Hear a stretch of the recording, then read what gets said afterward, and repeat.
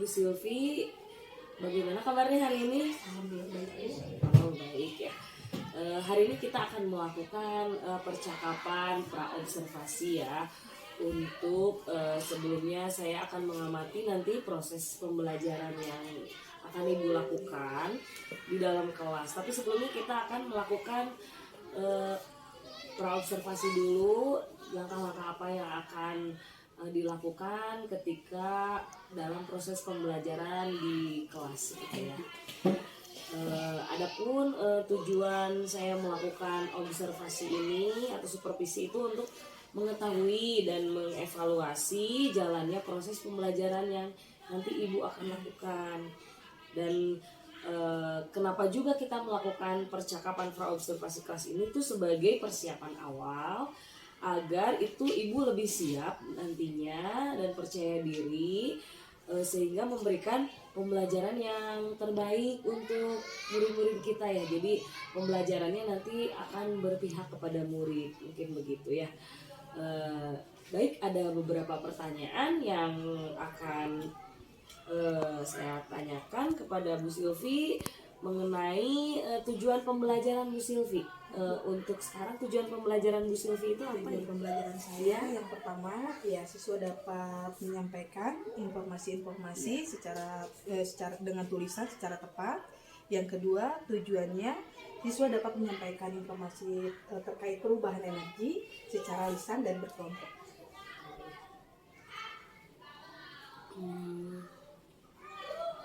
Yang keduanya siswa dapat menyampaikan informasi tentang perubahan energi secara lisan dan berkelompok.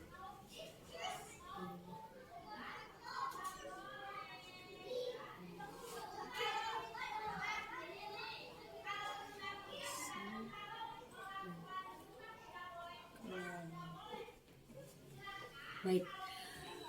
Untuk area pengembangan yang akan hendak dicapai atau capaian pembelajarannya? Capaian pembelajarannya agar siswa lebih mandiri dan berpikir kritis. Benar kritis. Agar siswa lebih mandiri dan ya. benar kritis.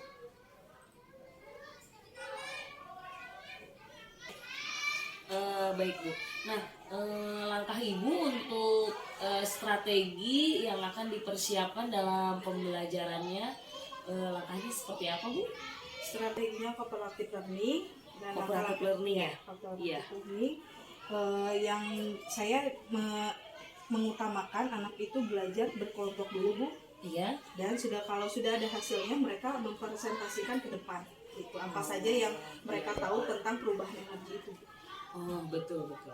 Baik, mungkin itu yang bisa saya lakukan mengenai praobservasi kita sebelum di kelas. Selanjutnya nanti kita langsung ke kelas aja ya Bu Silvi. Terima kasih Bu Silvi. Sama-sama Bu.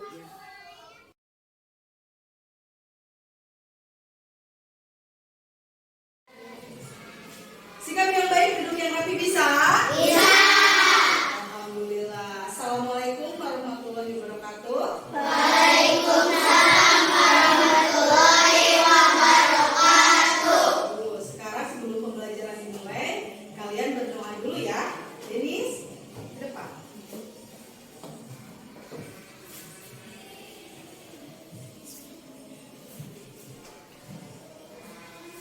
Ketika berdoa kalian harus khusyuk agar doa kalian itu diterima oleh Allah sebagai ladang pahala untuk kalian. Siap? Ya.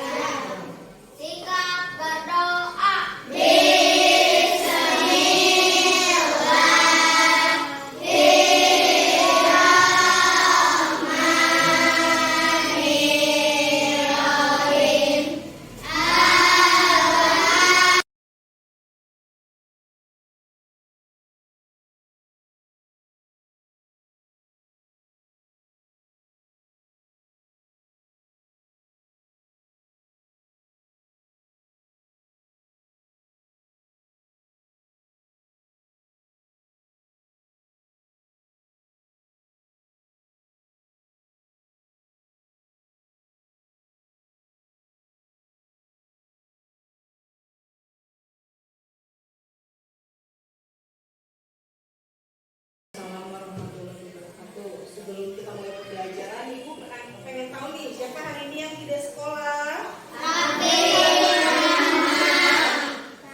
Sama Rahma. Kenapa Raffi sama Rahma? Sakit. Kita doakan ya, semoga Raffi dan Rahma itu diberikan kesembuhan agar Raffi dan Rahma bisa belajar kembali di sekolah. Sebelum kalian mulai pembelajaran, kalian boleh berdiri. Kita menunjukkan dulu saya ya. Kebiasaan yang dilakukan di dalam kelas.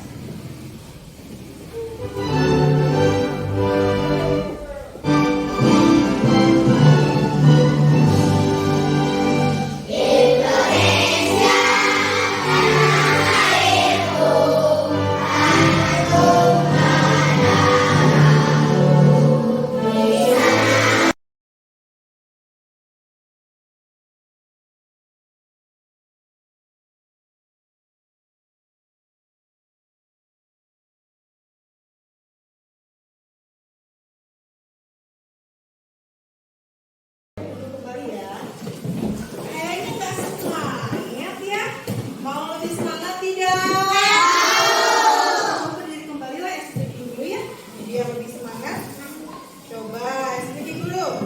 Boleh ya, semuanya berdiri, sikapnya yang baik.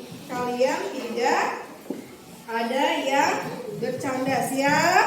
Siap ya. Yo, kalian let's breaking ini sudah ibu ini ya. Sudah ibu apa namanya?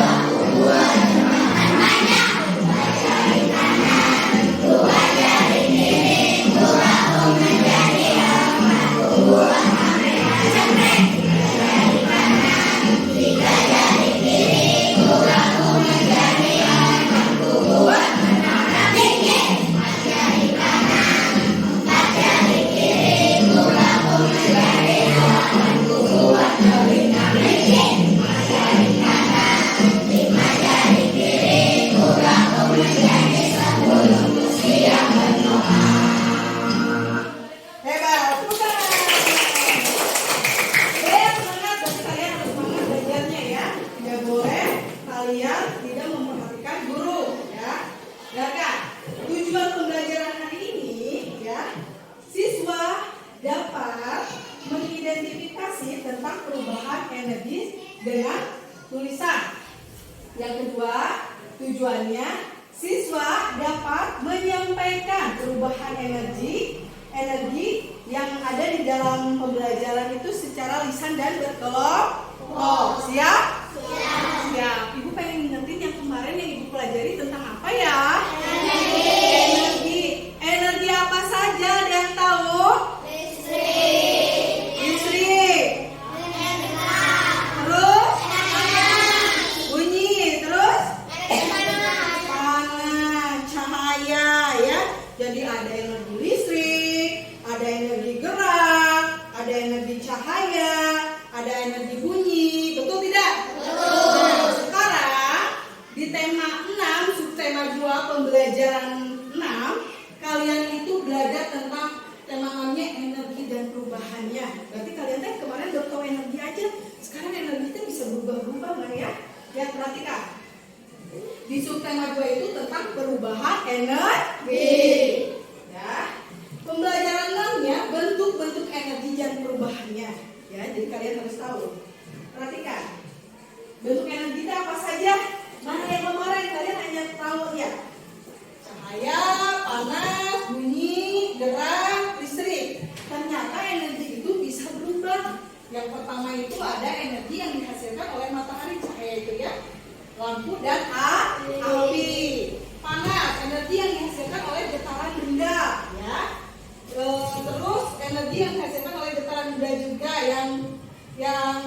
energi yang dihasilkan benda yang bergetar.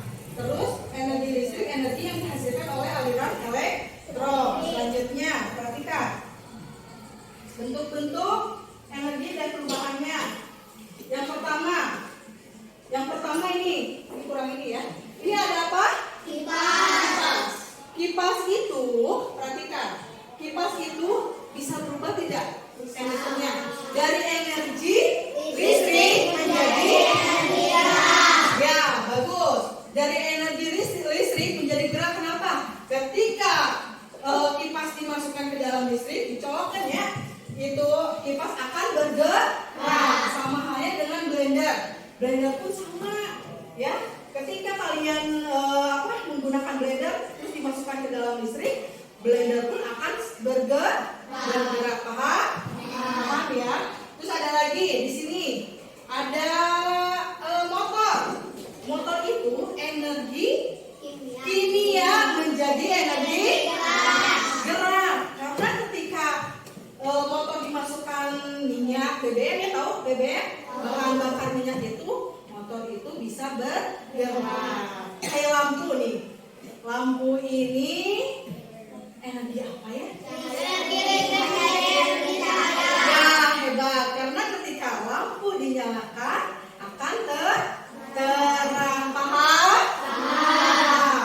Ada juga alat musik. Alat musik itu ketika dipukul menjadi gerak. Apa coba? Energi gerak menjadi energi bunyi. Kenapa? Karena ketika dipukul akan berbunyi. Paham? Paham ya? Sekarang perhatikan contoh perubahannya. Nah, lampu yang tadi sama ibu ya sudah dijelaskan, ini ada semuanya nih. Lampu adalah energi listrik yang diubah menjadi energi cahaya. Bu, kenapa Bu menjadi cahaya? Karena lampu itu dimasukkan ke dalam listrik akan terang, ya. Terus kipas angin juga sama yang tadi sudah ibu bahas ya. Kompor, rebana yang sudah ibu bahas. Serikaan juga, kenapa Bu serikaan?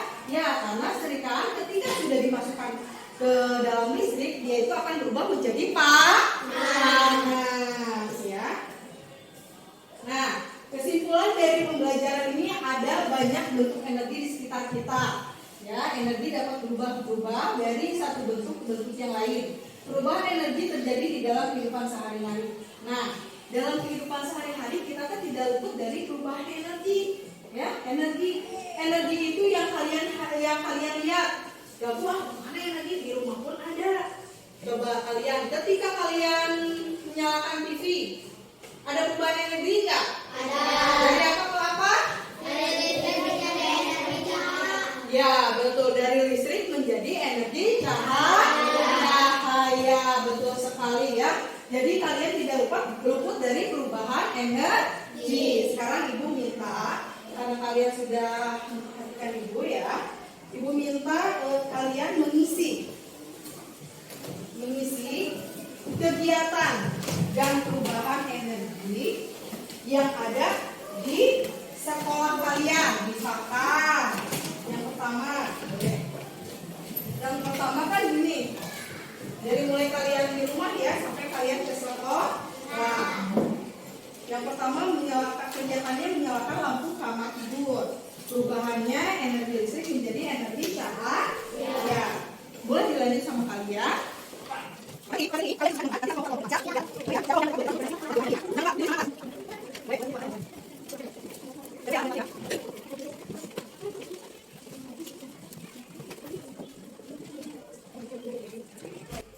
Anak-anak hebat, sudah selesai? Oke, sudah selesai. Wah, keren. Tepuk tangan buat kalian semua. Siapa yang mau ke depan? Kelompok siapa dulu?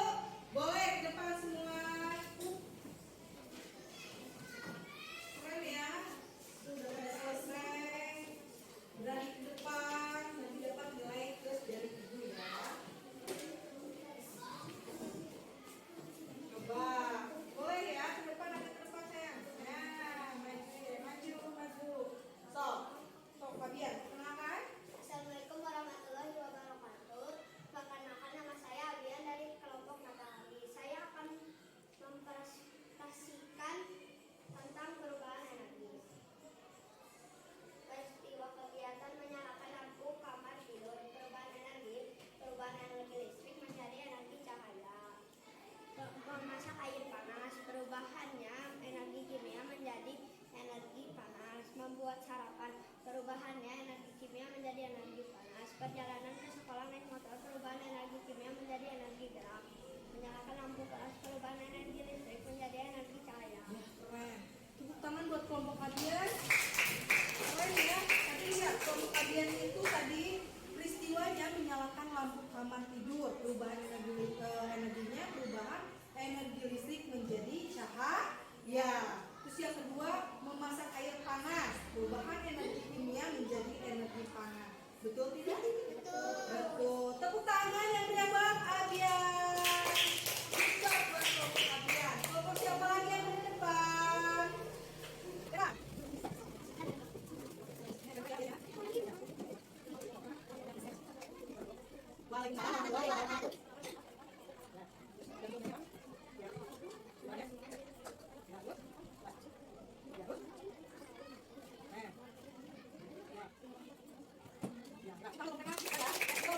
Ternyata pembelajaran hari ini itu keren. Kalian itu tahu energi apa saja yang bisa berubah. Barusan ibu kasih soal berupa tulisan, ternyata luar biasa. Presentasi kedepannya juga luar biasa. Ya. Tangan dulu buat kalian semua. Baca. Hari ini apa saja yang kalian pelajari? Tentang apa? Energi. Tentang energi dan perubahannya. Bagaimana setelah kalian belajar perubahan energi, perasaan kalian? Senang?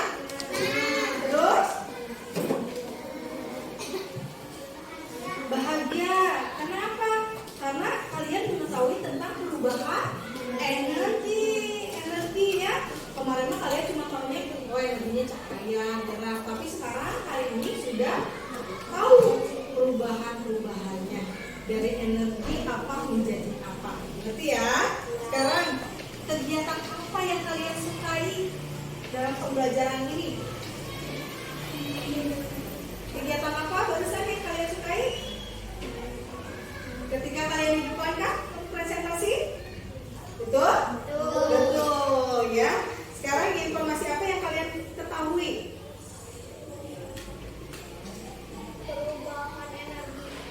Perubahan energi ya. Ya, keren ya kalian ya. Semoga hari ini pembelajaran yang kalian lakukan di kelas menjadi ilmu yang kalian ingat untuk nanti ya. Jadi ilmu yang ibu sampaikan hari ini kalian ingat-ingat kembali. Karena apa? Karena ilmu ini akan bermanfaat sampai kalian besar. Jangan sampai nanti ketika ada yang nanya, coba lampu teh apa ya, perubahan apa ya, lupa lagi bu. Udah dulu teh sama Bu Sylvie pernah dipelajari. Jangan seperti itu. Ketika nanti ada yang bertanya, Abian, lampu tuh perubahan energi apa ke apa? Ya saya tahu, listrik ke cahaya, seperti itu ya. Jadi setiap ilmu yang ibu sampaikan di kelas, kalian ingat kembali di rumah, ya, paham? Ya. Sekian dan terima kasih. Assalamualaikum warahmatullahi wabarakatuh. Waalaikumsalam warahmatullahi wabarakatuh.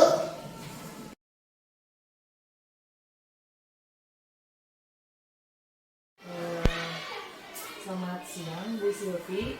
Selamat siang Bu. Ya, baik.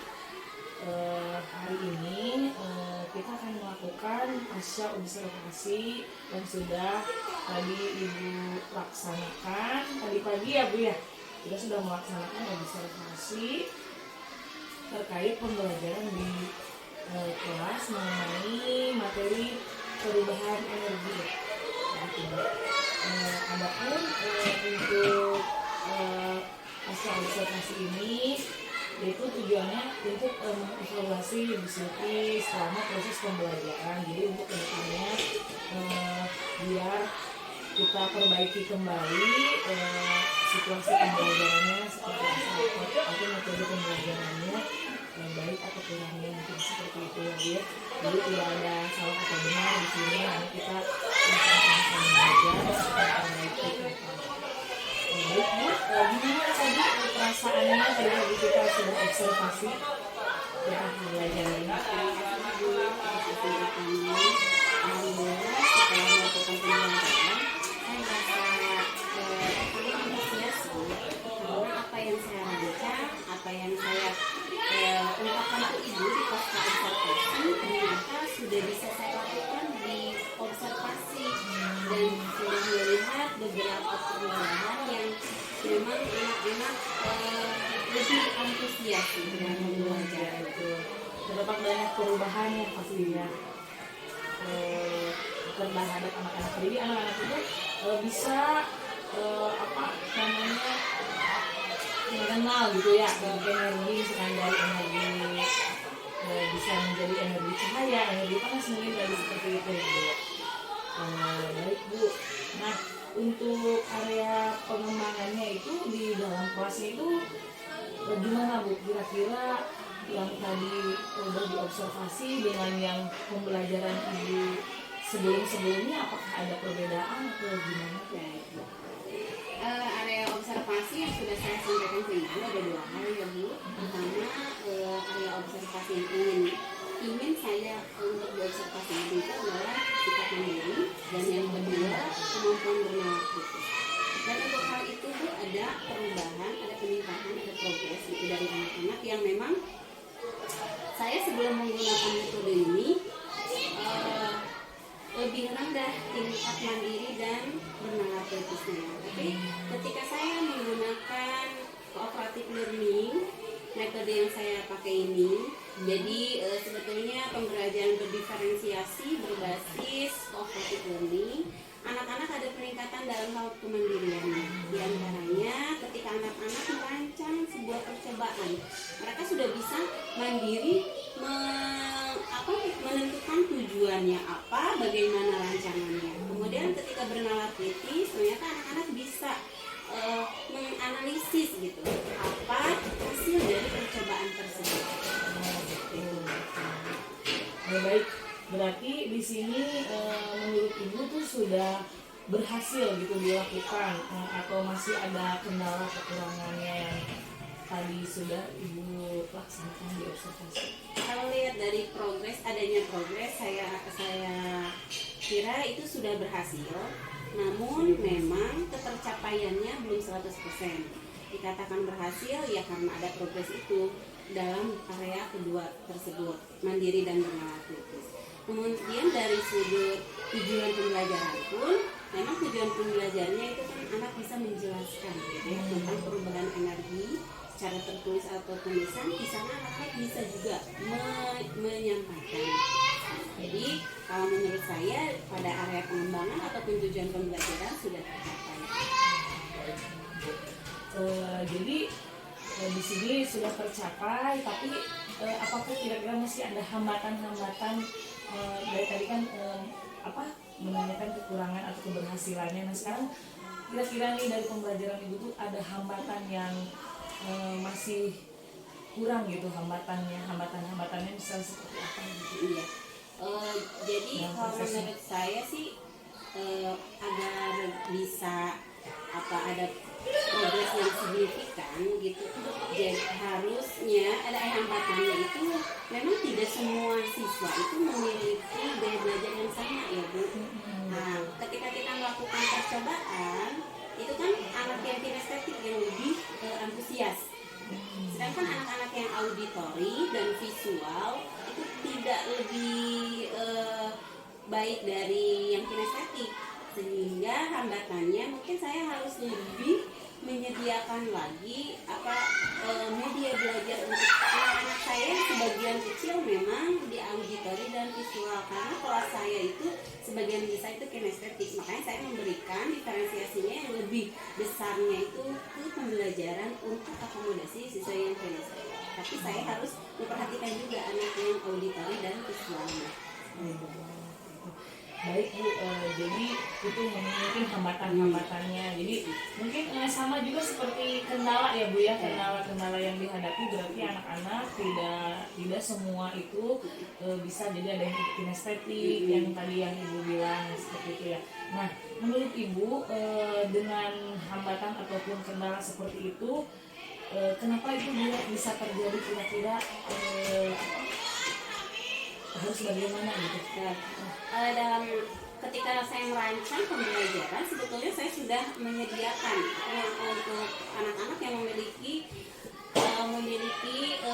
latar belakang atau profil belajarnya itu auditori, visual, kinestetik. Hanya karena saya tahu di kelas saya itu lebih banyak kinestetik, jadi dalam durasi pembelajaran satu kali pertemuan saya lebih dibanyakan untuk yang kinestetik. Nah, untuk yang auditori dan visual ternyata ketika saya berikan melalui PPT, kemudian melalui buku visual dan kemudian auditorinya melalui penjelasan saya, terasa masih ada yang perlu ditingkatkan. Jadi perlu ada media yang lebih menarik siswa gitu, atau strategi pembelajaran lebih menarik siswa untuk dua kategori tersebut.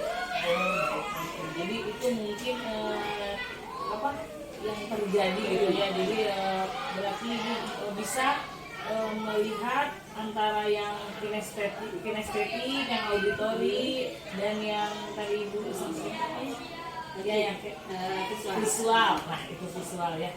Berarti menurut Ibu nih, setelah ada Ibu bisa menilai gitu ada beberapa anak yang masuknya kemana arahnya kemananya, berarti perubahan apa nih kira-kira untuk kedepannya Ibu nanti untuk pembelajaran selanjutnya dari kelompok-kelompok yang tadi kinestetik, visual sama ya gitu. Nah, kira-kira nih perubahan apa yang bakal Ibu lakukan ke depannya? Saya pikir nanti ke depannya saya harus memberikan akomodasi untuk anak-anak yang ketiga profil itu sama proporsinya. Harus menyediakan yang sama-sama lebih menarik. Ternyata untuk anak-anak visual dengan TPT itu tidak begitu memberikan dampak signifikan, tidak seperti anak-anak kinestetik. Ada peningkatan tetapi tidak signifikan. Begitupun untuk anak auditori. Jadi ke depannya mungkin saya akan menggunakan strategi lain dan metode lain untuk hal ini. Mungkin saya nanti ke depannya akan membawa anak-anak langsung terjun di jadi outing class gitu ya, outing class ya. Misalnya ketika perubahan wujud benda dari padat ke cair akan saya bawa misalnya ke ada home industri yang pabrik es di sini gitu ya. Jadi anak bisa mengamati langsung, kemudian anak bisa wawancara langsung, anak bisa mendapatkan penjelasan langsung. Jadi anak auditori mereka akan lebih tertarik mungkin ya kalau pemikiran saya karena dijelaskan langsung oleh ahlinya, orang yang memang membuat es itu gitu. Begitu dengan anak-anak yang memiliki gaya belajar yang visual gitu ya. Mungkin akan saya berikan nanti pembelajaran dengan akomodasinya buku-buku digital. Karena ternyata ketika saya memberikan visual itu dengan membaca buku saja, itu kurang tertarik anak-anak gitu. Hanya sebagian saja gitu ya. Jadi agar lebih tertarik, mungkin strategi saya ke depannya akan diberikan buku digital seperti itu. Baik Bu. Jadi untuk rencana tindak lanjutnya Ibu itu jadi akan diadakan pembelajaran itu bukan hanya di kelas saja untuk memenuhi kebutuhan anak-anak yang masuk golongan misalnya kinestetik harus seperti apa kayak gitu ya, sampai yang tadi yang visual berarti harus dibanyakin buku-buku digital kayak gitu mungkin ya. Betul. Mudah-mudahan baik Bu. Mungkin itu untuk pasca observasi yang saya lakukan. Mungkin ada umpan balik dari Ibu sebagai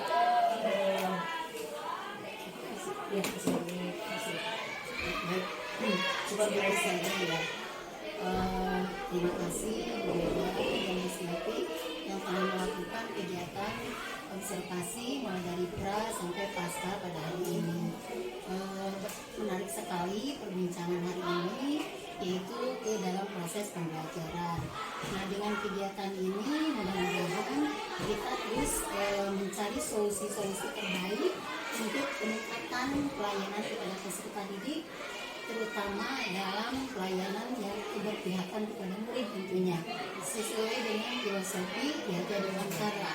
Jadi dengan kegiatan seperti ini, observasi, kita saling mengisi berbagai praktik baik pengalaman-pengalaman dalam pembelajaran, sehingga kedepannya kita lebih optimal untuk mengembangkan potensi yang ada pada peserta didik, terutama di dalam pembelajaran diferensiasi. Terima kasih sekali lagi, webinar ini luar biasa, tentunya memberikan makna tersendiri bagi baik bagi remaja ataupun SMA.